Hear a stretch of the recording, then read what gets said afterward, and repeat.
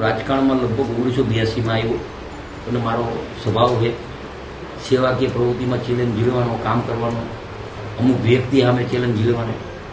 છેલ્લા 3-4 દિવસ જે મોરબીની પોઝિશન છે એમાં વરસાદના એટલી નુકસાની હતી, એમાં હું સોમનગર ગાંધીનગર હતો. ત્યારે અહીંયા જે જરૂરી હતી મોરબીની પ્રજા પાસે હું પહેલાં ક્ષમા માગું છું કે જે ખાડા છે, પાણી છે, ગટર ઉભરાય એના કામ તાત્કાલિક ચાલુ કરી દીધું. પણ અહીંયા જોતો હતો હું ગાંધીનગરમાં અહીંયા વિડીયોમાં કે જે આમ આદમી પાર્ટીના કાર્યકર્તા ગમે અહીંયા મોરબીની પ્રજાને ઉશ્કેરવાનો, અહીંયાની ગુજરાતમાં ઉશ્કેરવાનો ધંધો કરે. એક વિસાવદરની સીટ આવી, એમાં તો ગોપાલભાઈ અહીંયા આવશે ને ગોપાલભાઈ આમ છે ને ગોપાલભાઈ વારી થશે. એટલે એનો વિડીયો જોયા પછી મને એમ થયું કે છેલ્લા 2 વર્ષથી હું જોઉં ભાઈ શ્રી ગોપાલભાઈ, પહેલાં તમે બોલ્યા હીરાબા વખતે હીરાબાનું બોલ્યા, એ તો કોઈ દી રાજકારણમાં નથી, સ્ટેટમાં નથી. નરેન્દ્રભાઈનું બોલો, અમિતભાઈનું બોલો, તમામ નેતાનું બોલો.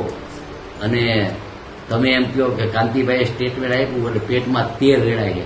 પેટમાં તેલ નથી રેડાતું. મેં સાચી વાત કરી છે. તમે આવો, આમાં પ્રોસિજર હોય. તમે એકવાર ચૂંટણા, હું 7 વાર લડ્યો. આપણે બંને આવતા સોમવારે માનનીય અધ્યક્ષશ્રીની અહીંયા બે આપણે રાજીનામું દીધું.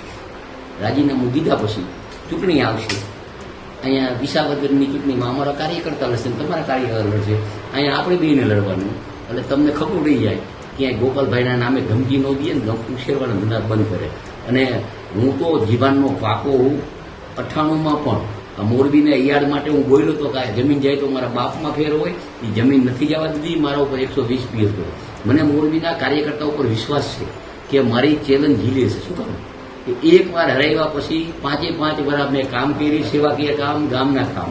એટલે મને વિશ્વાસ છે તમે અહીંયા આવો, તમારા આમ આદમીના તમામ ભારતના નેતા આવે અને અહીંયા મોરબીના મારા ભારતીય જનતા પાર્ટીના કાર્યકર્તા, મતદારોનો વેપારી, અને આપણે બેને ચૂંટણી લડવાની છે. અને જો એમાં તમે પાછા પીડ્યા તો તમારા બાપમાં ફેર છે ને મારા બાપમાં ફેર છે.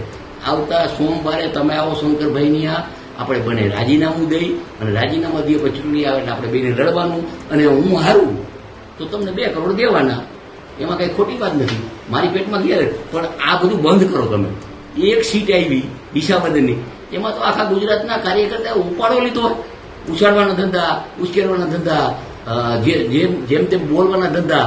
ગોપાલભાઈ આવે છે આમ કંઈ ગોપાલભાઈ કે એવું કંઈ આવે છે આવી જાય અહીંયા, ક્યાં હું ના પાડું. અને આવી ગયો સોમવાર રાજીનામું દેવો અને મારી તૈયારી છે.